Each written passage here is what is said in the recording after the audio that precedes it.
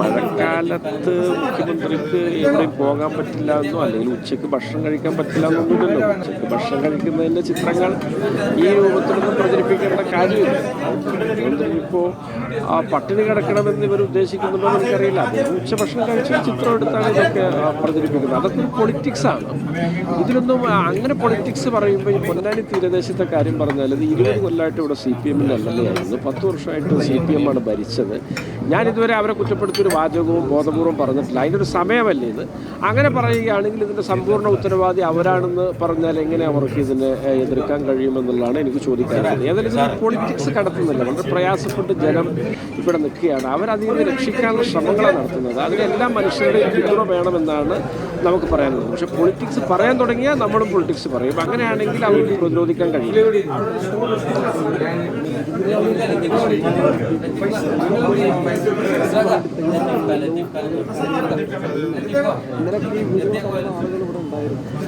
മുഖ്യമന്ത്രി ഇന്നലെ മലബാറിൽ അദ്ദേഹത്തിന് വ്യത്യസ്തങ്ങളായ പരിപാടികളുണ്ടായിരുന്നു. ശിയാബ്ദങ്ങൾ അനുസ്മരണം ഉണ്ടായിരുന്നു. ഒരു പ്രമുഖ വിദ്യാഭ്യാസ സ്ഥാപനത്തിൻ്റെ കോൺവൊക്കേഷൻ ഉണ്ടായിരുന്നു. അതിൻ്റെ ഭാഗമായി വന്നപ്പോൾ അദ്ദേഹത്തിൻ്റെ മുതിർന്ന സഹപ്രവർത്തകനും അദ്ദേഹം ഏറെ ബഹുമാനത്തോടെ കാണുന്ന C. ഹരിദാസിനെ കാണണമെന്ന് ആഗ്രഹം പ്രകടിപ്പിച്ചു.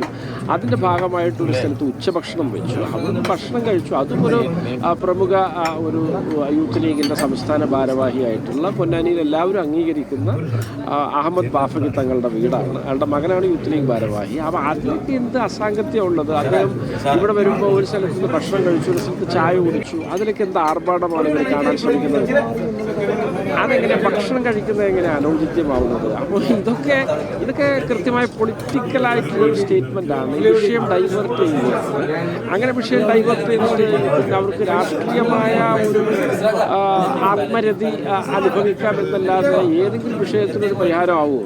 മുഖ്യമന്ത്രി ഉച്ചഭക്ഷണം കഴിക്കാൻ ഒരു വീട്ടിൽ പിന്നെ ഞങ്ങൾ ഇവിടുന്ന് ഏർപ്പാടാക്കിയോടെ അവിടെ അദ്ദേഹം കയറിയതേ ഉള്ളൂ. അദ്ദേഹം C. ഹരിദാസിനെ കാണുക എന്നുള്ള ലക്ഷ്യവുമായിട്ടാണ് അദ്ദേഹം പൊന്നാനിയിൽ വന്നത്. അപ്പോൾ അദ്ദേഹത്തിൻ്റെ വീട്ടിൽ ഉച്ചഭക്ഷണം ത്തിനുള്ള സൗകര്യം ഇല്ലാത്തതുകൊണ്ട് തൊട്ടപ്പുറത്തൊരു വീട്ടിൽ ഉച്ചഭക്ഷണം ഏർപ്പാടാക്കി. ഹരിദാസിൻ്റെ സുഹൃത്തായ ഇവിടുത്തെ മുതിർന്ന മുസ്ലിം ലീഗ് നേതാവായ അഹമ്മദ് ബാഫഖി തങ്ങൾ, അദ്ദേഹവും വയോധികനായ നേതാവാണ്, അദ്ദേഹത്തിൻ്റെ വീട്ടിൽ ഭക്ഷണം കഴിക്കാൻ കയറിയത്. അതിൽ എന്താണ് അനൗചിത്യം? അവിടെ എന്താണ് അതിനകത്തൊരു അസാംഗത്യം? എന്താണ് അതിൻ്റെ അസ്വാഭാവികത? അത് എനിക്ക് മനസ്സിലാവുന്നില്ല. അത് കാര്യങ്ങൾ യഥാവിധി നോക്കിക്കാണുന്നവർക്ക് മനസ്സിലാവുകയില്ല.